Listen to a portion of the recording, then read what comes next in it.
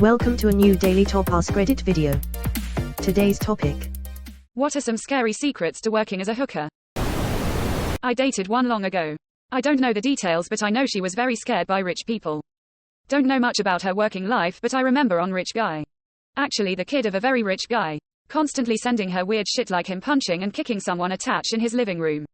He also asked her for the refund of a very large tip he gave her after his dad cut down his budget. Said he needed the money and sent a screenshot of his bank account being like minus 20k.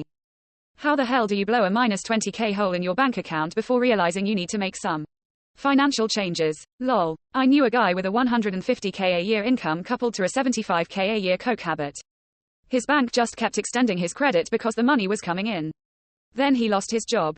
Last I heard he was on the streets. There's one of the many reasons drug issues tend to be close on the heels of high average income. For reference, this was in an oil town in the mid-2000s. Out of high school at 18, go take a 2-week safety course and pull down 80k in your first year. In the mid-2000s. By the mid-2010s those 18-year-olds were now closing in on 30 with 150k per year, and half of them hopelessly addicted to various drugs. It was a perfect storm of young people with no willpower. High earning potential in a job where you had 2 to 3 weeks every month or two of downtime to just do whatever you wanted during a worker shortage the likes of which we've never seen. Leading to relaxed hiring practices, organized crime, lending policies basically being non-existent. First phone call I got on my 18th B-day was my bank wanting to give me a credit card with a $5,000 limit. Wacky. A lot has been fixed since then. But the damage to those lives is done. Then the bottom fell out of the oil market for a bit. Politics mostly, and a good chunk of them never recovered. Meanwhile those of us who struggled to make ends meet through our late teens and early 20s are all just functioning now. Functioning alcoholics. But hey, can't win 'em all. Edit. Because this question gets asked a lot. The $75,000 might be a bit of stretch. But not much. Coke tends to get passed around at parties. When you're off for 2 weeks straight every month and a half with $20,000 in your pocket and you spend a chunk of that 2 weeks at parties spending anywhere from $300 to $1,000 per night. Yes, it's possible. For me personally the scary thing is that it's such easy money. It's very easy to spend a few years enjoying the freedom. Then realizing you have no official work experience. And starting to feel a bit trapped. List Bed Bath & Beyond on your resume. Find a store that closed in a time frame that works for your resume gap. You were a cashier for a year and a shift lead for a while. List a reliable friend as a reference. Say they were also a shift lead but split for other opportunities. When your store closed you took some time off to reconnect with family and friends.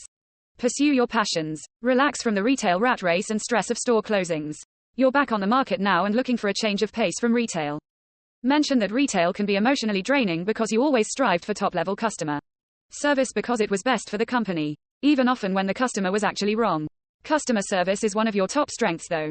You can use your sex work experience but phrase it differently to answer star questions. As an example, tell me about a time you failed to meet expectation. Instead of my client couldn't get hard and they didn't come, tell them about a time you were assisting a customer in choosing a new vacuum. And while you knew all of the specifications of the products and walked them through the different models, they didn't like any of those in the store and you couldn't make the sale. You used it as a learning experience. Sometimes you can do everything right but it just doesn't work out. Sometimes you win. Sometimes you learn. It's risky and dishonest. You might not pass the background check if they run one. But it's going to get your foot in the door more. Thank you for being so thoughtful. Your advice is very good. I have a shit retail job now, partly from doing what you suggested. This is absolutely spot on. I am a sex worker but I try to spend as much time working. Designing websites and trying to get a degree. Great usernames, both of you. Male hooker here. Women always want to finger my butthole. Why? Edit. It gets raw. Really raw. Someone once said, men go to prostitutes for things they don't want to ask their wife for or their wife won't let them do. Makes sense that it also applies to women and their husbands. Ladies, as the comments below suggest, just ask. Some of us like it. Also same rules apply as for dudes playing with you with their fingers. Nails short and filed. If you have some big long ones I'd avoid it. As I'm sure you will appreciate that shit hurts if there's sharp bits. For the guys who are apprehensive, just try it at least once. I was avoiding it when younger too. Thinking it's going to make me gay or something, enjoying that. Pathetic, right? More a mental block than anything. I buckled and tried it and my god I've been missing out. Why not? The cum button's in there. El Mao, the cum button. Fear of violence from clients. And some police depending where you live and where you might be working. And there is reason serial kills usually target sex trade workers.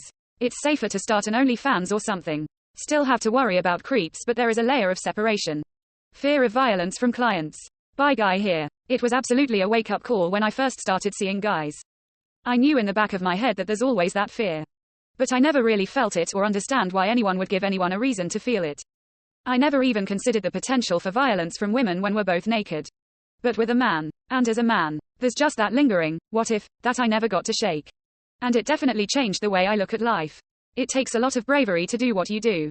You, legitimate apricot for you, burly cabin, I feel you so much. Same situation. Bisexual, and have a hard time dating guys, though I haven't stopped. I found myself doing all sorts of things to protect myself before I even realized it. First date in a public area. Usually afternoon. Little to no alcohol involvement. Telling a friend where I was going, etc. Then after a year of dating guys exclusively, I started dating women again.